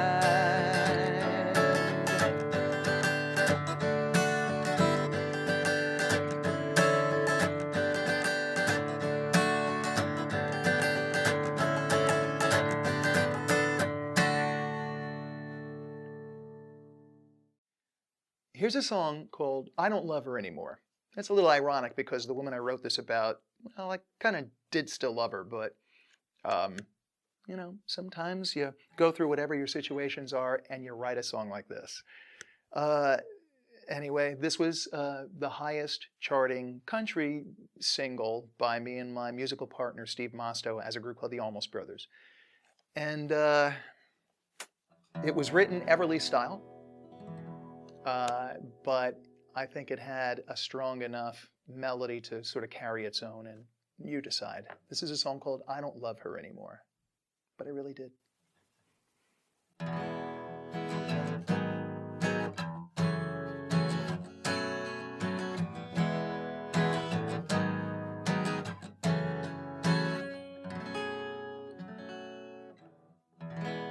Who can say why the strongest heart breaks? Who can tell me what makes this heart ache? All I know is that I don't love her anymore.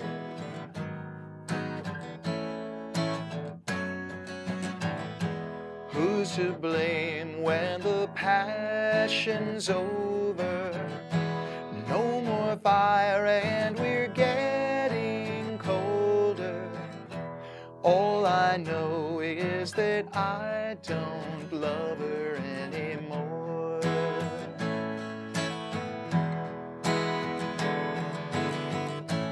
Who could see this was going to happen? I wish they told us in time. I need answers to obvious questions like, why are we unkind? Where is she when we should be talking?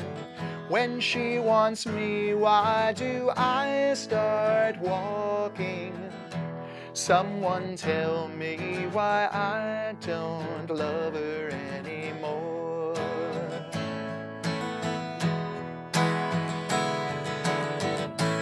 Who could see this was going to happen? I wish they told us in time. I need answers to obvious questions like, why are we unkind? We could probably make it better. Say we're sorry, then stay together. But I'd still know that I don't love her anymore.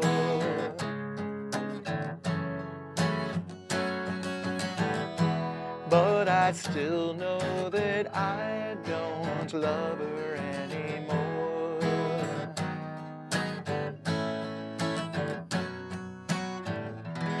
All I know is that I don't love her anymore.